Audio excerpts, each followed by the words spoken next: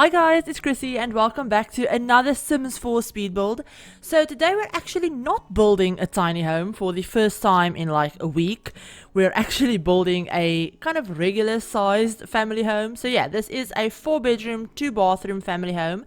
So there's a kind of bigger family bathroom on the upstairs, and then there's another full bathroom downstairs for the parents.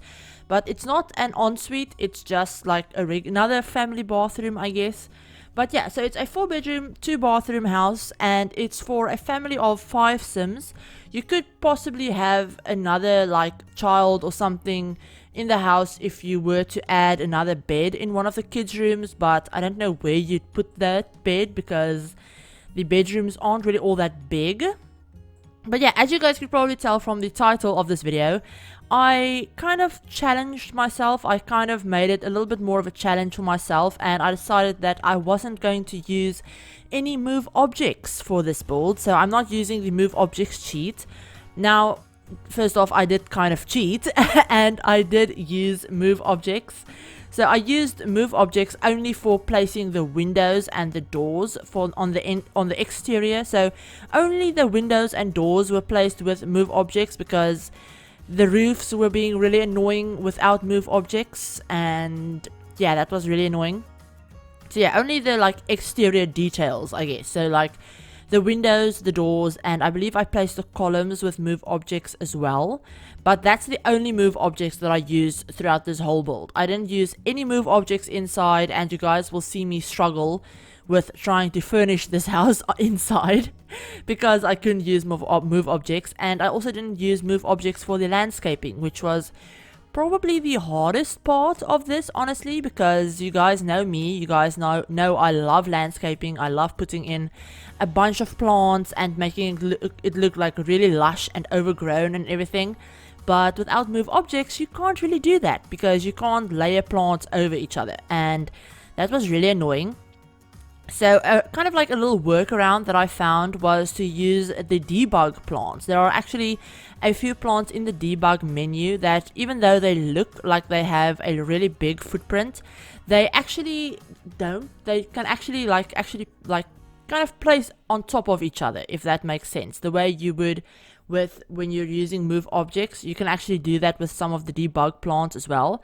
So yeah, I did use a few debug plants. Eventually you guys will see me do that, and yeah, I mean, this is a really nice family home. It's in kind of like this craftsman type style home. I don't know, I just love this style. I love building in this style, so it was a lot of fun trying to build a house like this without move objects, because obviously there are a ton of little details that I would have liked to add that I couldn't. I mean, I couldn't even properly add flower boxes to the exterior windows because yeah, you can't really put them under a window but over a roof. It's a whole thing.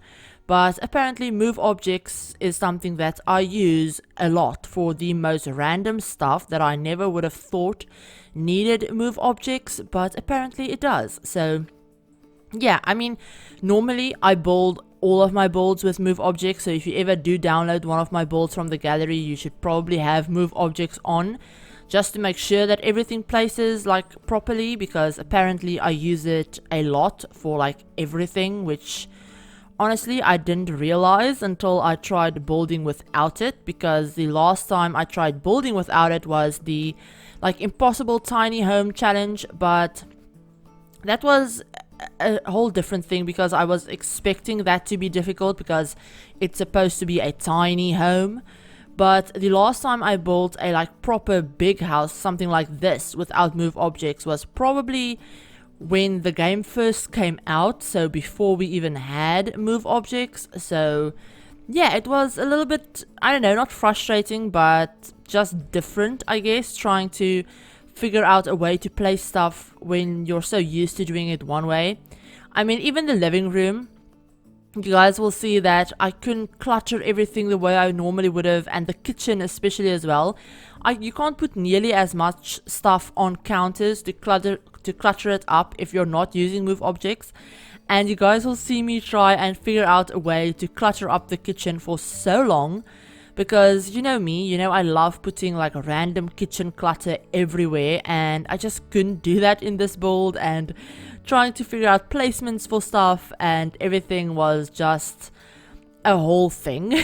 It was a lot harder than I thought it would be, let's just say that. But everything does work. I mean, I'm hoping everything works. I haven't technically play tested this house, but I'm assuming, since I didn't use any move objects, so there's quite a large space between everything and quite a lot of space for your Sims to walk around in. I'm assuming everything works, otherwise the game is just broken at this point.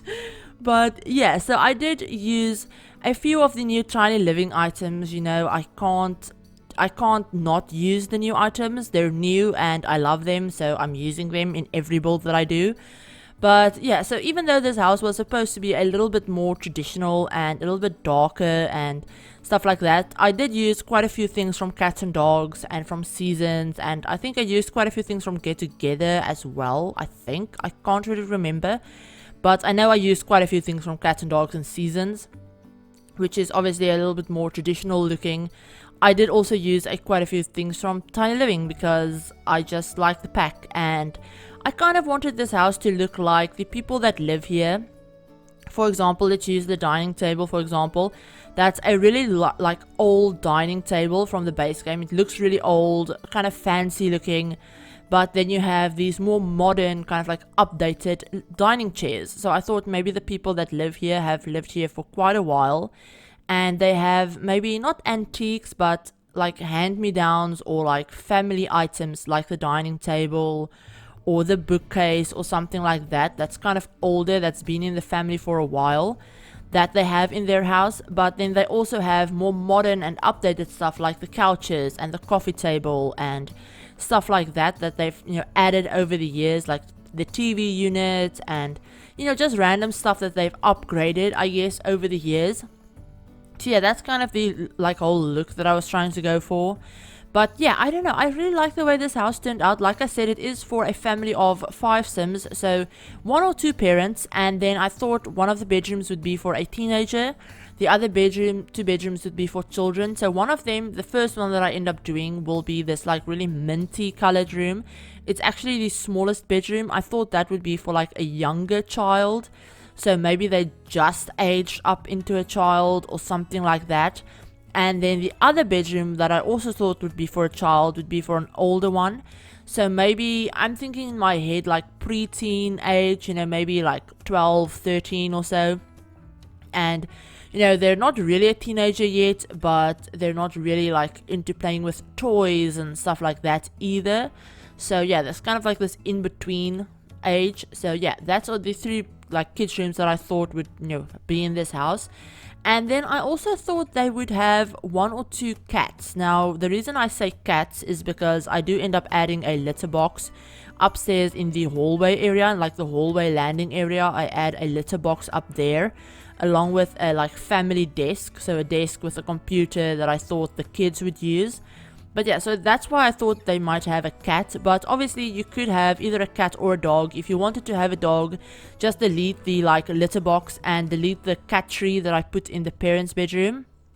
And the other reason why I thought they might have 2 cats is because I end up putting a cat tree in the parents' bedroom, but then I also put a like small pet bed in the teenagers' room. So I believe I put it in the teenagers' room.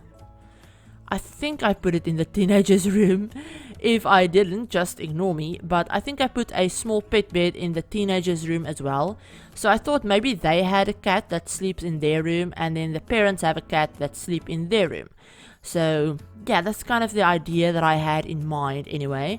And it's built on a 30 by 20 lot in, I think, Newcrest. And it turned out to be just under 115,000 simoleons. So it's still really expensive. It's not a cheap home, it's not a budget home, it's not a restricted packs home either, it's just a no move objects home. So yeah, there's that. But I hope you guys like how this build turned out. I had a lot of fun building it, and it was kind of weird building something that's not a tiny home for the first time in like a week or a week and a half. So yeah, it took me quite a while. I was kind of out of practice with how to build like regular sized homes, because part of me was just going like, what am I supposed to do with all of this space? I don't need this much space. How am I supposed to fill all of this?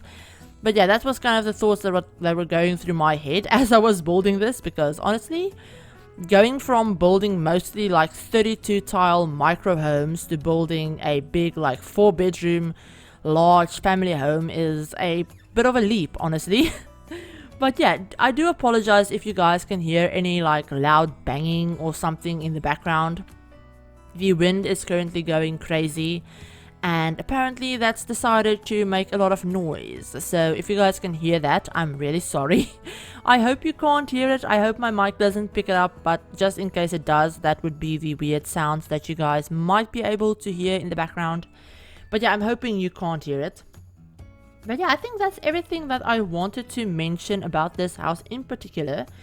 I also wanted to talk to you guys about the new Sims 4 stuff pack that we're actually voting on right now, the community voted stuff pack. So in case you guys missed my video that went out on Monday where I went over the newest vote, but basically the third vote for that stuff pack, for the arts and crafts stuff pack, has been released, and it was released on Monday. I will leave a link in the description down below to that video where I talk all about it. But basically in that vote, in the third vote, we got to vote on all of the CreatorSim items that they're going to be including in the pack. So basically we had like, I think 92 different options of CreatorSim like concept art to choose from. So that was everything from beanies to female clothing to male clothing, children and toddler clothing. They even had a few things on there for pets, so for cats and dogs, that we could choose from, and we only got to choose 15 different things. So we got like 15 votes that we could cast for, spread out over those 92 items. And I believe the 15 items that are like the most top voted ones will be in the pack, will be included in the pack. So they didn't let us choose hairstyles or anything like that. So this is just clothing. Yeah, but this is basically just clothing and hats and shoes, I think. So yeah, we could choose from a few pairs of shoes as well. But basically we got to vote for all of those things, and in the video that went up on Monday, I actually went through all of those things with you guys, and we talked about the ones that I was going to be voting for, and I just went over what I thought would be cute and kind of what I would use if I were to be if I voted for what I would use, I guess. So I think that's kind of the best way to do a vote like that. If you're going to vote, is to vote for what you would use personally in your game. Because I mean, I could think about 100 different people that would all want 100 different things that they would use and they would get a lot of use out of. But a lot of the things that they might use, I wouldn't use. So yeah, I think that's the best way to vote if you're going to vote. Is not to vote for like stuff that you think your favorite YouTubers or streamers or whatever would want to see, but stuff that you would actually want to see and that you would actually use. So yeah, I think that's kind of the best way to do something like that. I mean, I don't want to tell you guys what to vote for or anything. I just did that video to kind of show you what I would like to see more of in the game, or I guess, or to kind of just tell you a little bit more about what I would personally use for my Sims style. But yeah, so that was really, really fun. I can't wait to see what else we get to vote on for that pack. And I believe we still have the build buy vote to go through, so where we get to vote on all of the build buy items. And then I believe we also have to vote on the like official pack name and the icon. I know we did this for Laundry Day, which was the other community voted stuff pack that we did. And I believe when we did that one, we got to vote on the official name of the pack, and we also got to vote on the like little icon of the pack as well. So yeah, I'm really excited for those. I believe those are the only other things that we got to vote on, apart from the like overall theme of the pack and the like main focus of the pack and the like items. I don't know. I think we didn't get to vote for any like gameplay features. I think that's included in the like main focus of the pack. So basically, for the overall theme of this pack, in case you guys didn't know, was arts and crafts, and then the overall, I think the main focus of the pack that won was knitting. So I believe it's kind of like a knitting pack, basically. The knitting is going to be the like functional object or like gameplay aspect that's going to be included in the stuff pack, since stuff packs usually always have like a bunch of build by like just stuff, and then they also have at least one like gameplay item, for example. So like with Tiny Living, it was the Murphy beds, which was the like gameplay item, or was it the like new lot trait thing? I don't know, but basically it has like one like actual gameplay item, something that you can use and interact with, I think is the way that they describe it. So I think for the new pack that'll be like knitting. But yeah, I'm really excited to see what like build and buy stuff we get to vote on, because it was so hard trying to figure out what to vote for like Create a Sim, and I'm not even that big into Create a Sim, but for build buy stuff, that's going to be so hard, honestly. I can't even imagine what we're going to get for that, because I mean, I'm assuming we'll have more votes for that one, because if we get like 15 Create a Sim items, usually, and I'm just guessing here, I haven't really gone through and actually counted the stuff, but usually we get at least, you know, double the amount of build buy items that we get in Create a Sim items. So maybe like 30 votes that we can, you know, use to cast. So maybe we'll get like 30 votes or something. Maybe 40 if we're like really, really lucky. But yeah, then they'll obviously give us like 100 different options to choose from just to make it more difficult. But yeah, I'm really excited for that. And yeah, so that's a bunch of like random, like just random news stuff out of the way. But yeah, back to this build.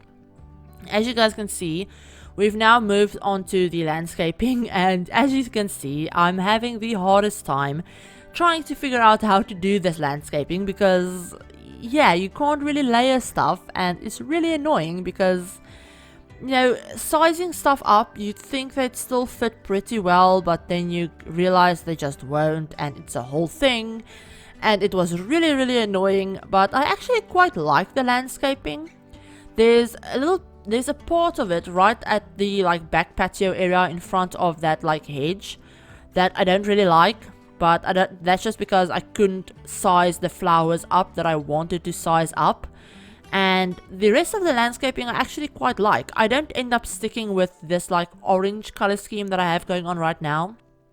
I end up changing all of the flowers to a like little purple, not purple, but like pink color, and then those little low flowers turn into like this really pretty purple, pinkish, whitish color. So yeah, I really like the way this landscaping turned out actually, you know, despite it being so difficult to place. But yeah, I really like the way this house turned out as a whole too. It is up on the gallery if you guys want to download it. It's up on the gallery under hashtag ChrissieYT, hashtag ChrissieYork, or you can find it on the gallery under my gallery ID, which is ChrissieYT, and I'll have a direct download link in the description down below to the online gallery website if that's easier for you guys. But yeah, so it is up on the gallery. It doesn't use any custom content or anything like that, so it should be pretty easy to download if you have all of the packs that I've used. I've used quite a few packs though. I don't really know which ones I used because I didn't really pay attention to it. But if you click on the like little pack icon in the gallery, if you're in the gallery and you click on the pack icon that it shows that I've used, it will actually show you the exact items that I've used from that specific pack. And a lot of the time, if you click on that and you look at those items, it will show you that I've only used like one plant or one rug or one painting or one candle or something like stupid like that I just totally missed. And you know, if you download the build and you don't have that specific pack, you will only be missing like that one rug or the one painting or something, which is usually something very, very small that you can either easily replace with something that you do have or that you won't miss. It probably won't be like a big gameplay item. I'm not going to use one bed from Cats and Dogs and not use Cats and Dogs throughout the whole rest of the build, for example. So yeah, that's something that it's kind of handy to keep in mind, I guess. But yeah, I hope you guys like how this build turned out. If you did, give this video a like, and if you're new to the channel and you'd like to see some more Sims 4 content, feel free to hit the subscribe button, and remember to turn on the notification bell as well to be notified of whenever I upload a new video. But yeah, I hope you guys are all having an absolutely amazing day, and that your week has been great so far. I've actually already streamed once this week. I know I've probably mentioned my streams way too much, but yeah, I do stream over on Twitch now, and I streamed once already this week. We had a building stream yesterday, and then this Saturday at 3 PM Eastern Time, so 12 PM Pacific Time, we'll actually be playing a bit more of the Big Sister Challenge. So if you guys ever do want to see me do some gameplay related stuff, Twitch is definitely the place to find me doing stuff like that, because I do gameplay over on Twitch as well. So yeah, I hope to see some of you guys there. I will leave a Twitch link in the description. But I hope you're all having an awesome day, and I will talk to you all very soon. Bye guys.